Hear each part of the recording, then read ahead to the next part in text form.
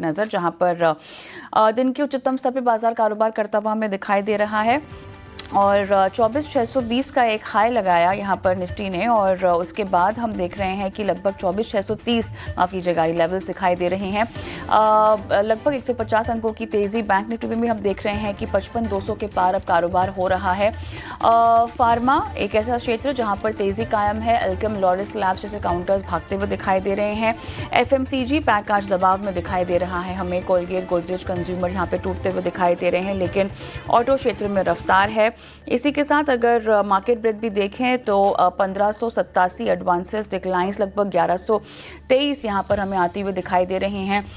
Broader market में भी आधे परसेंट की मजबूती फिलहाल हमें दिखाई दे रही है और मेजर इंडिसेस में हमें तेज़ी का आलम ज़्यादा दिखाई दे रहा है ब्रॉडर इंडिसेस के मुकाबले। सेक्टर स्पेसिफिक अगर हम देखें तो ऑटो क्षेत्र की रफ्तार जारी है।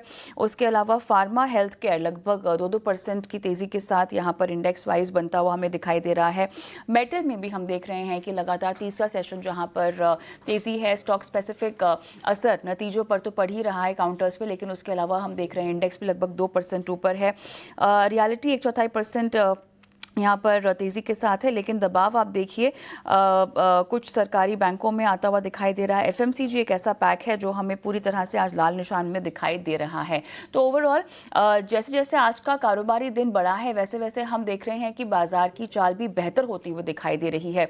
24,640 के पास अब निफ्टी पहुंचता हुआ दिखाई दे रहा है।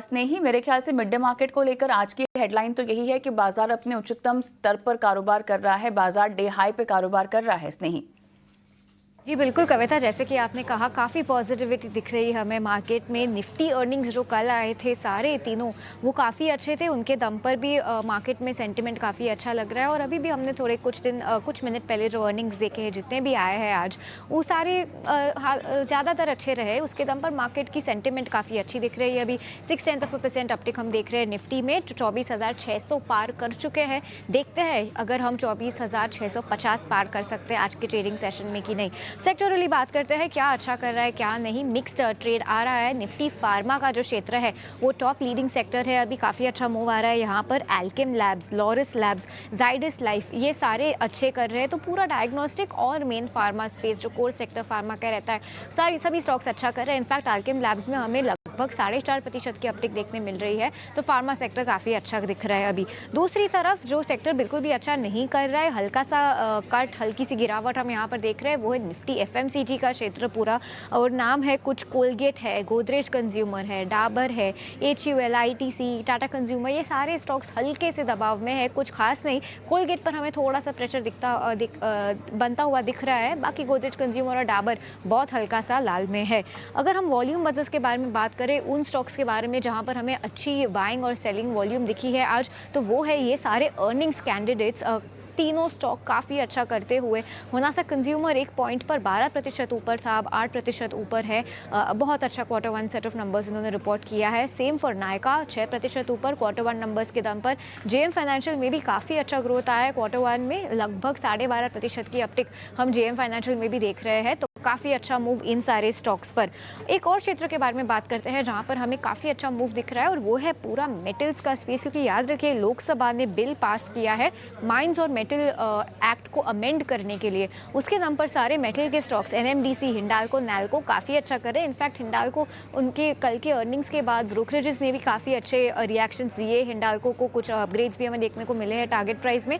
लगभग 5% का अपटिक हम हिंडाल्को पर भी देख सकते थे। तो ये है सारे स्टॉक्स जो कि और क्षेत्र जो कि अभी काफ़ी अच्छा कर रहे हैं। FMCG पर थोड़ा सा दबाव, बट ओवरऑल मार्केट का सेंटिमेंट बिल्कुल पॉजिटिव है। और राइट स्नेही, बिल्कुल देखना होगा कि आज का कारोबारी सत्र का अंत बाजार कैसे करता है। उम्मीद करते हैं कि ये मोमेंटम बाजार का और बरकरार ही रहे। धन्यवाद पूरे मिड डे मार्केट राउंडअप के लिए। और अब बाजार की चाल पर विस्तार से बात करते हैं। एक बार फिर से हमारे साथ एक्सपर्ट जुड़ गए हैं, manasjaiswal.com के मानस जायसवाल। मानस, हाय आफ्टरनून। और मेरे ख्याल से आप ऐसे टाइम पे जुड़े हैं जहाँ पर बाजार ने एक ज़ोरदार तेज़ी की ओर करवट ली है। अब ये बताइए, मोमेंटम कायम रहे, हम सबकी उम्मीद तो यही है, लेकिन अब रेजिस्टेंस आप इस तेज़ी को देखकर कहाँ पर आता हुआ देख रहे हैं बाजार में, निफ्टी, बैंक निफ्टी के लिहाज से? Good afternoon Kavita ji. तो देखिए, ये जो रेंज है, इस रेंज में मेरे ख्याल से तो ट्रेड लेना नहीं चाहिए, क्योंकि अगर आप देखें तो ऊपर की तरफ 24,700 से लेकर 800 इस रेंज में बहुत सारे रेजिस्टेंस दिखते हैं। तो जब तक 24,800 के ऊपर निफ्टी ना निकले, उसके ऊपर ट्रेड करना शुरू ना करें, तब तक एग्रेसिव होकर खरीदारी नहीं करनी चाहिए। जहां तक बात नीचे की है, 24,400 पे एक सपोर्ट है, तो अगर आपके पास लॉन्ग पोजीशन है तो आप पोजीशन को होल्ड कर सकते हैं 24,400 के स्टॉप लॉस से। लेकिन ध्यान रखिए कि अगर 24,400 के नीचे निफ्टी गया, तो कम से कम अपने 200 डे मूविंग एवरेज जो कि 24,200 है, उसको टेस्ट करने की कोशिश करेगा। तो अभी के लिए निफ्टी पे कोई भी ट्रेड नहीं है। खरीदारी करनी है तो फिर 24,800 के ऊपर ही करेंगे। बैंक निफ्टी की जहां तक बात है, देखिए यहाँ पर अंडर परफॉर्मेंस देखने को मिल रहा है। ये सही है कि 100 डे मूविंग एवरेज को ब्रेक नहीं कर रहा है बैंक निफ्टी नीचे के साइड पे, लेकिन ऊपर की तरफ 10 डे मूविंग एवरेज को भी ब्रेक नहीं कर रहा है। यहाँ पर तेजी केवल 55,800 के ऊपर करेंगे, 55,800 के ऊपर निकलेगा, तभी बैंक निफ्टी में खरीदारी करनी है। अगर आपने लॉन्ग पोजीशन बना रखी है तो 54,900 का स्टॉप लॉस जरूर लगाइए, क्योंकि 54,900 का लेवल ब्रेक होगा तो गिरावट बढ़ेगी, और उस केस में शायद आपको 5400 तक के टारगेट भी बैंक निफ्टी में देखने को मिल सकते हैं। तो ये अभी तक का इंडाइसेस वीक लगता है, इसलिए यहाँ पर बिल्कुल कॉशियस अप्रोच रहेगी।